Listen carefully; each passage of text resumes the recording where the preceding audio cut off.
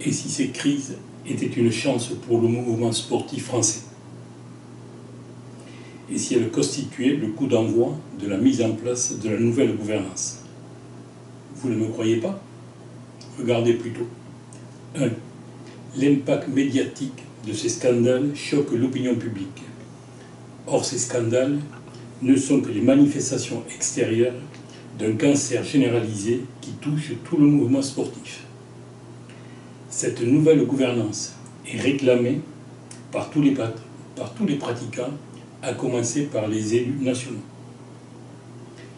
Troisièmement, l'aura planétaire de Paris 2024 dessine déjà son halo sur la société française. Et dernier point, le politique va être obligé de prendre parti, d'autant plus que la solution à ces crises est de sa responsabilité stricte. Et je pèse mes mots. J'ai écrit aussi que ces crises constituaient le véritable héritage de Paris 2024 et que le véritable héritage débutait ici.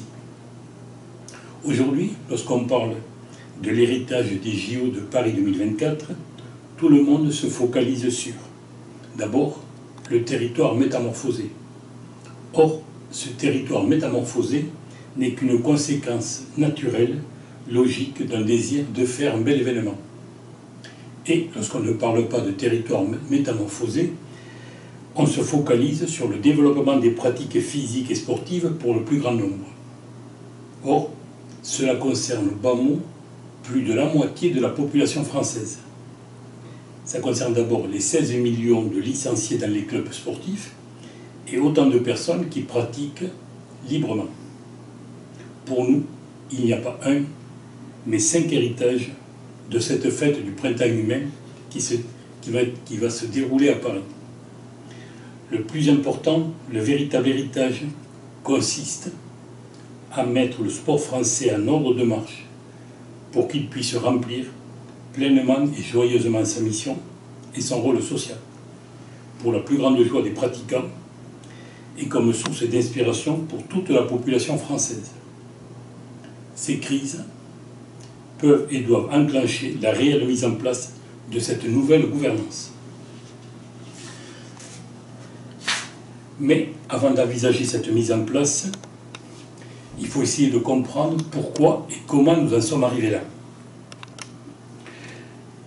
Et arrivés là dans ce que trivialement on peut appeler un vrai bordel, ou, d'une manière plus élégante, de véritables écuries d'Augias.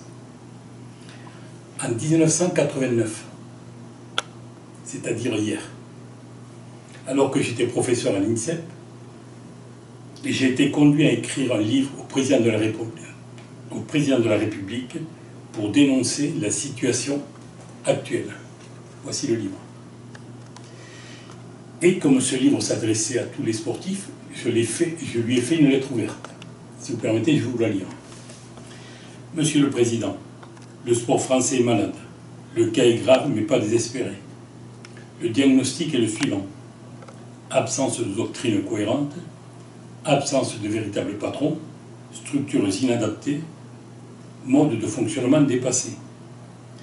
Le traitement nécessite une intervention chirurgicale dont la décision vous incombe, Monsieur le Président, ainsi qu'à tous les sportifs. C'est pourquoi je vous écris sous la forme d'un livre. Une intervention ne s'effectue pas tous les jours et sa décision ne se prend pas à la légère. Avant de vous décider, vous pouvez aller consulter d'autres spécialistes. Je peux me tromper, d'autant plus que dans le sport français, je n'ai aucun pouvoir. Je n'ai que la liberté de penser, la responsabilité de mes idées et de leurs conséquences, et je les assume sereinement. Ensuite, si la nécessité de l'intervention s'impose à vous, il conviendra de fixer la date et d'agir.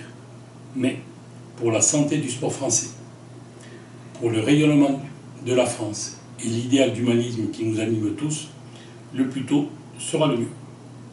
Il va de soi que je me tiens à votre entière disposition et je vous prie d'agréer, Monsieur le Président, l'hommage de mon profond respect. Après cette publication, d'autres médecins se sont penchés au chevet du sport français. Vous avez d'abord eu les États généraux du sport, voulus par Jacques Chirac. Vous avez eu ensuite les Assises nationales du sport, dont les premières ont eu lieu à Montpellier, dans les années 1990. Vous avez ensuite un groupe de réflexion remarquable qui a publié de superbes études, l'Institut Montaigne. Et vous avez enfin régulièrement la Cour des comptes qui épingle régulièrement le mouvement sportif. Et après tous ces médecins, j'ai récidivé, plus de 20 ans après, en publiant un autre livre, La faillite du sport français, où je démontre que le sport français est en faillite, non pas une fois, mais 7 fois. Évidemment, je fais toutes les propositions derrière. Et ce livre, c'est bien simple, je vous l'offre. Vous allez sur la première page du site et vous pouvez le télécharger gracieusement. Je vous laisse le découvrir. Tous ces médecins, par une approche ou une autre, en sont tous arrivés aux mêmes conclusions. Aujourd'hui, le cancer avec métastase dont souffre le mouvement français est généralisé. Et il éclate au grand jour. Et il n'est pas limité à tel ou tel organe. Le Comité national olympique, la Fédération française de football, la Fédération française de rugby. Il est généralisé. Pour bien comprendre pourquoi il est généralisé, il y a 2 notions à prendre en compte. La première notion, c'est d'intégrer le concept d'iceberg médiatique du sport. Le mouvement sportif français est un iceberg, et de fait, il n'y a simplement que 10% de ce mouvement qui est émergé. C'est-à-dire qui est intéressant pour les médias. Tout le reste, les 90% de l'iceberg, est sous les radars médiatiques. Ça ne les intéresse pas. Aussi, je dis que les scandales qui frappent le Comité national, la Fédération de rugby, la Fédération de football, frappent aussi l'immense majorité des fédérations sportives françaises. Ça, c'est ce que je dis, et je vais le démontrer. Donc, première notion intégrée, le concept de iceberg médiatique. Deuxième notion intégrée, c'est les stratégies de fonctionnement des élus. Comment fonctionne un élu? Quelle stratégie il utilise pour remplir sa mission? Si vous permettez.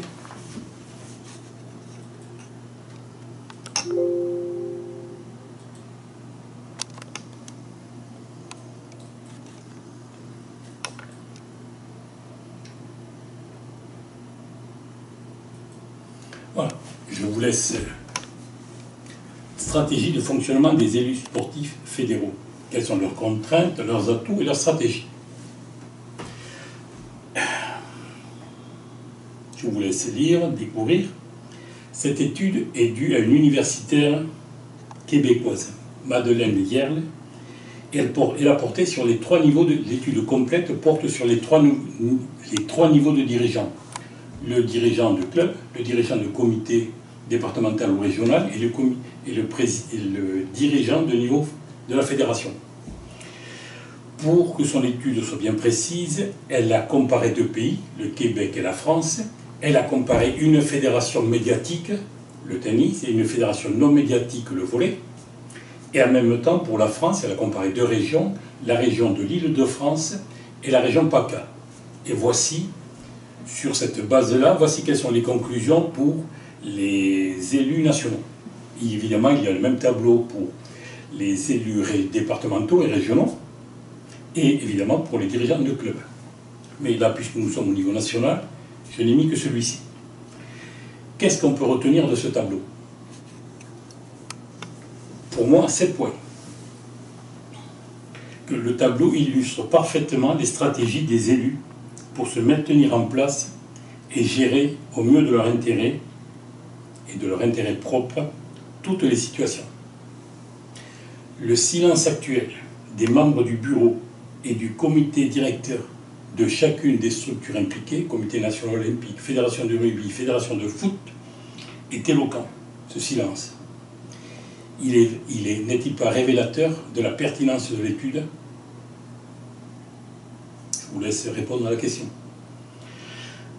De fait, 3e point, le mouvement sportif français fonctionne avec un régime censitaire qui fait de chaque structure une baronnie difficilement prenable.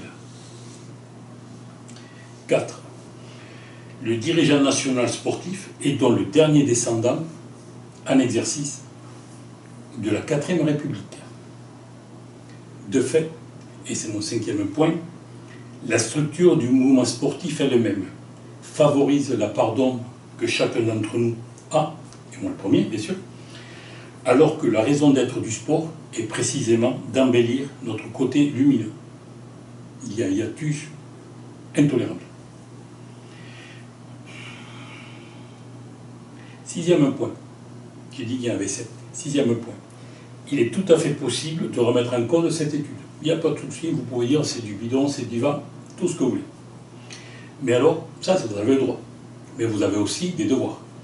Et votre devoir, c'est de la responsabilité du contradicteur de diligenter une étude sur le ou les dysfonctionnements de la partie émergée de l'iceberg, sur toutes les autres fédérations peu médiatiques. Mais je suis prêt à parier que cette étude va être, pour prolonger l'agonie, pour prolonger un peu plus sa place, et pour illustrer un manque de courage pour passer aux actes.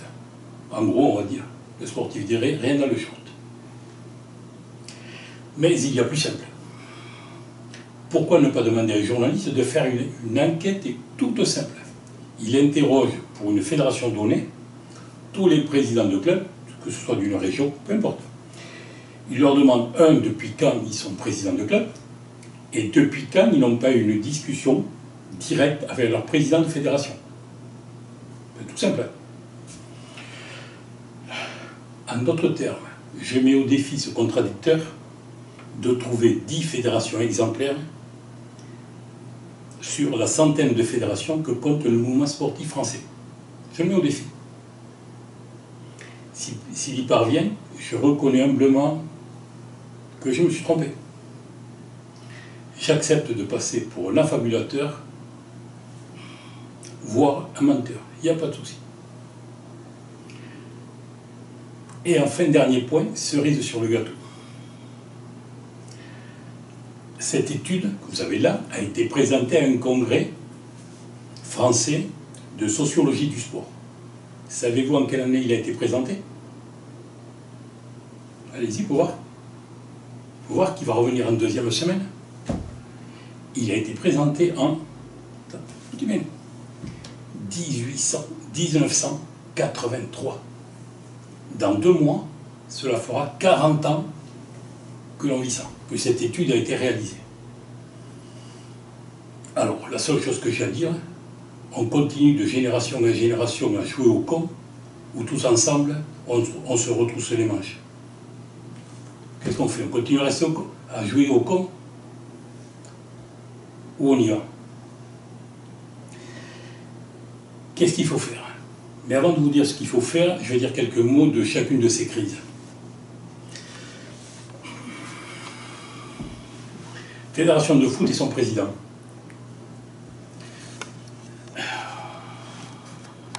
Lorsque notre Johnny National a commencé sa carrière, il a fait une tournée aux USA et il a demandé un conseil à Frank Sinatra. Ce dernier lui a dit, oh, c'est tout simple, hein.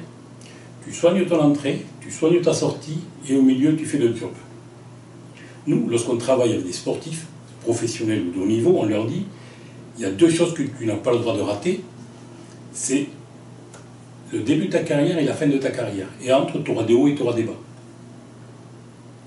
Et c'est vrai qu'il n'y a rien de plus pathétique, de dramatique, triste, que de voir un sportif qui fait la saison de trop, ou un élu qui fait le mandat de trop. Et dans la société elle-même reconnaît ce problème en disant il n'y a rien de pire qu'un vieux qui ne veut pas passer la main, donc un vieux qui ne veut pas mourir, et qu'un jeune qui refuse de prendre son destin en main, c'est-à-dire qu'un jeune qui ne veut pas naître. Il n'y a rien de pire que ça. Un vieux qui ne veut pas mourir, un jeune qui ne veut pas naître. Ça, c'est dramatique. Fédération française de rugby et son président. Ça, c'est mon sourd.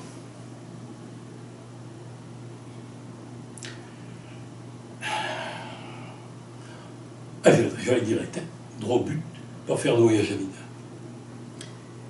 J'ai trop de respect pour la fonction d'élu et trop de mépris pour ses attitudes de margoulin, pour dire un mot de plus.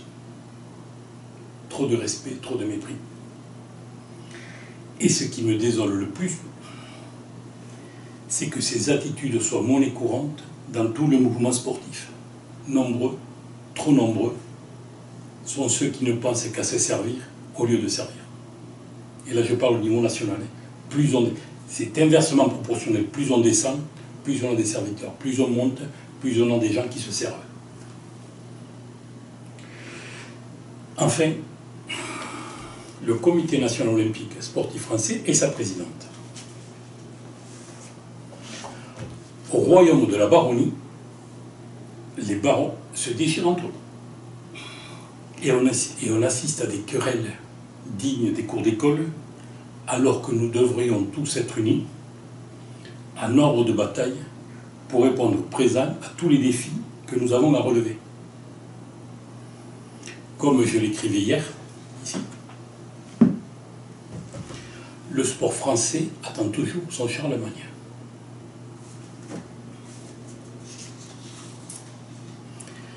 Face à ces crises, j'ai mal pour les dirigeants de base. J'ai mal pour les éducateurs et les pratiquants de club. Ils sont coquilles.